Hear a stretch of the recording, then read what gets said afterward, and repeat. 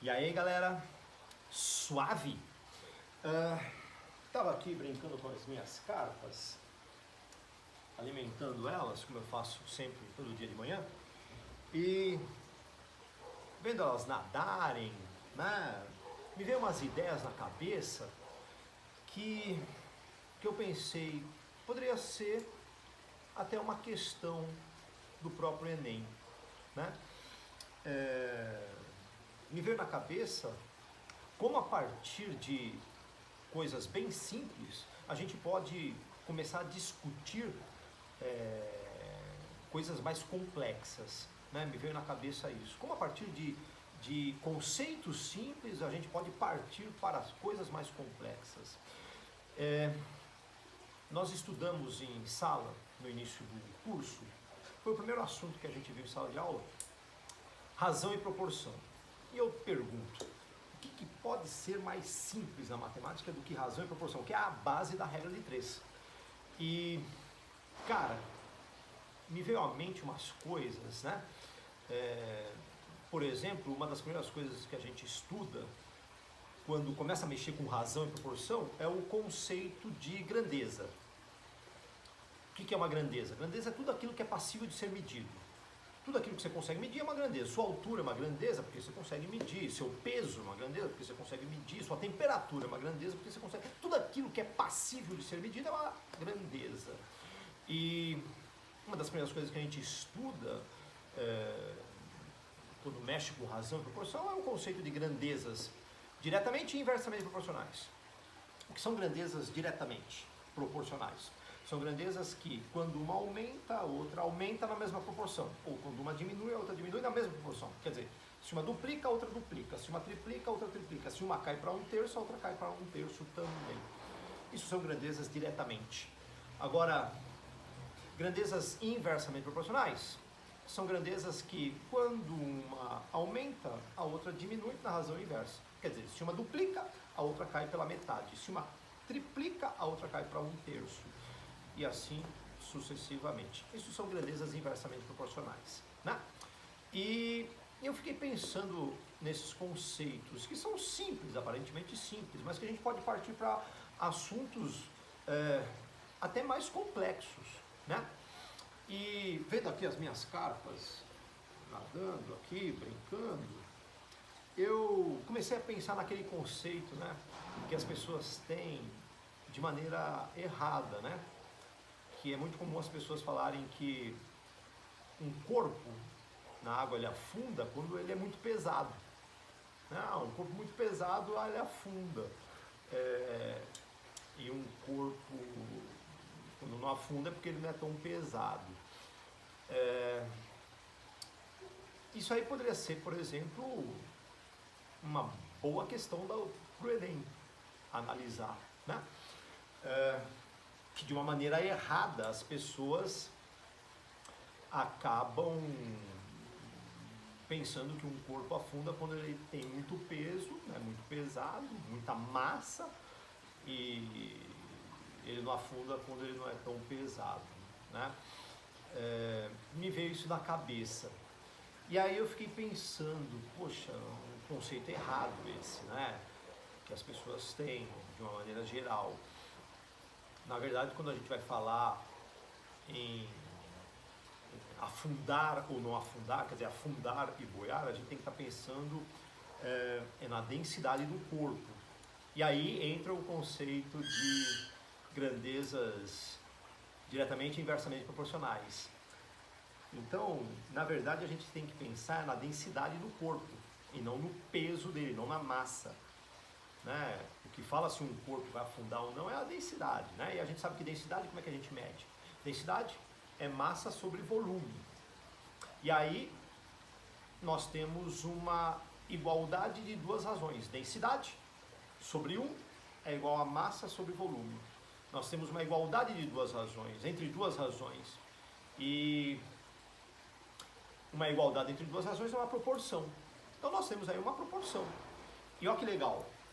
Densidade, ela está no mesmo nível que massa, percebeu? Densidade é igual a massa sobre volume. Densidade e massa desde que o volume seja constante. Densidade e massa são grandezas diretamente proporcionais. Quer dizer, quando uma aumenta, a outra aumenta também. Quando uma diminui, a outra diminui, na mesma proporção.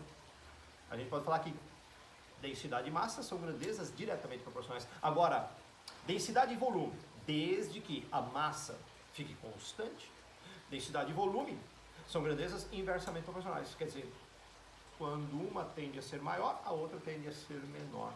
Quanto maior a densidade do corpo, menor o volume. Olha que legal isso. E mantendo a densidade constante, o que a gente pode falar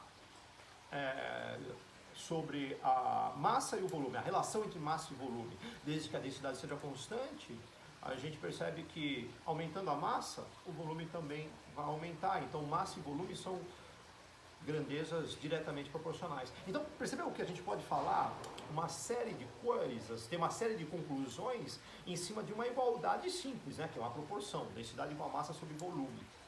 E aí, de novo, olhando aqui as cartas, me veio na cabeça uma pergunta assim, muito infantil, né? Porque a gente fala que, como eu falei, de maneira errada, a gente pensa, poxa, um corpo muito pesado, ele afunda. Você já olhou um transatlântico, um navio cargueiro, né, um petroleiro ou um porta-aviões, né? Enfim, são embarcações, né? São embarcações extremamente pesadas, enormes, né? Mesmo um cruzeiro, imagina um cruzeiro, e imagina o peso disso, sei lá quantos newtons deve pesar um negócio desse, né? Então, ele não afunda. Então é errado, né, a gente pensar que um corpo muito pesado ele tende a afundar. Um petroleiro não afunda. E qual que é o segredo? Aí, o segredo é bem simples, né? A ideia parte de assuntos simplórios, uma proporção. A gente sabe que densidade é igual a massa sobre volume. Então, quando a gente quiser pensar em corpo afundar ou corpo boiar, flutuar, a gente tem que pensar na densidade. Um corpo vai afundar na água desde que a densidade dele seja maior do que a densidade da água. Se a densidade do corpo for maior que a densidade da água, ele vai tender a afundar. Se a densidade do corpo for menor que a da água, ele tende a flutuar. E aí tem aquele negócio, né, o limite, né, quando for igual, o corpo fica num estado transitório, né, entre uma situação e outra, mas o que a gente percebe é que um corpo mais denso que a água, ele afunda, e menos denso ele tende a flutuar, né? E então a gente tem que pensar na densidade do corpo, né, quando fala em afundar ou flutuar. E aí me veio na cabeça um navio, né? Um navio cargueiro, um navio, um petroleiro. Eles têm uma massa muito grande, eles têm um peso muito grande. E por que eles não afundam? Na verdade, a gente tem que pensar na densidade. Então, o que faz então um navio cargueiro, petroleiro, ter uma densidade menor que a da água? Para ele estar flutuando, né? Aí entra o conceito do volume. A gente sabe que densidade e volume são grandezas inversamente proporcionais. Perceba que um petroleiro, um navio petroleiro, um navio cargueiro, ou mesmo um cruzeiro, são embarcações extremamente enormes. Eles têm um volume absurdamente grande, grande pra porra! Mano, é absurdamente grande. Às vezes tem até um volume que a gente chama assim volume morto, mas morto entre aspas, né? Às vezes você vê um transatlântico, um navio cargueiro assim com um volume absurdamente alto, né? Mas aquele volume às vezes nem está sendo utilizado, mas ele tem aquele volume justamente para fazer com que a densidade da embarcação seja menor que a da água, né? Porque a gente sabe que quanto maior for o volume, menor vai ser a densidade. né? Uma coisa bem legal de explicar, pensa numa bolinha de chumbo, uma esfera maciça de chumbo. Pensa numa esfera maciça. Se você pegar essa esfera maciça, uma esfera, parecendo uma bolinha de gude, uma bolinha de gude, né? Uma bolinha maciça de chumbo. Se você jogar na água, ela vai afundar.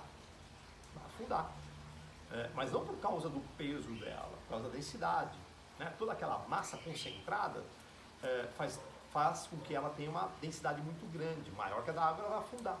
Agora pega essa bolinha de chumbo, essa esfera de chumbo, derrete.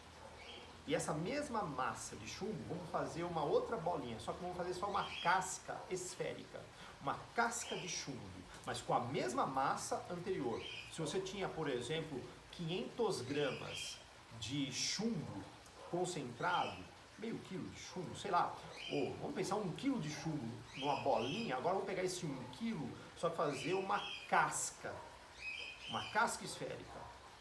Você percebe que agora vai ter um volume. A tendência é que essa casca esférica de chumbo, ela vai tender a flutuar, porque a gente mexeu no volume, mantendo a massa constante, aumentou o volume, a tendência é a densidade diminuir e, consequentemente, fazer com que o corpo flutue. Percebeu o conceito de grandezas inversamente e diretamente, aonde a gente pode chegar, né, em discussões até mais complexas. Por exemplo, um submarino, né? Já pensou um submarino? Então agora pensando aqui, um submarino. Um submarino, cara, é um barco furado. Você já pensou? É um barco furado que deu certo. É um barco furado que deu certo. Não, um submarino, como é que explica assim, de maneira simplória? Claro que, o submarino tem muitas coisas complexas lá dentro envolvidas, né? Mas assim, de maneira simplória, a base, né? A ideia básica de um submarino é um barco furado. É um barco furado que deu certo, né? Submarino, aquela embarcação que tem um volume constante. O que acontece? O submarino, igual a um barco quando fura, pensa num barco, quando fura, entra água, o que acontece? Ele vai aumentar a massa dele por causa da água que acaba entrando, e esse aumento da massa faz com que aumente a densidade, ele afunde. Então, um submarino é um barco furado. Só que o submarino, ao contrário de um barco furado, ele tem lá, dentro dele, tem lá uns recipientes, uns tanques, onde a água que vai entrar vai ser canalizada, né, para esses tanques, que eles chamam de lastros, né, são uns tanques apropriados para que a água entre ali e fique acomodada ali, não fique espalhada, né, no submarino, né, a água vai entrar nesses tanques.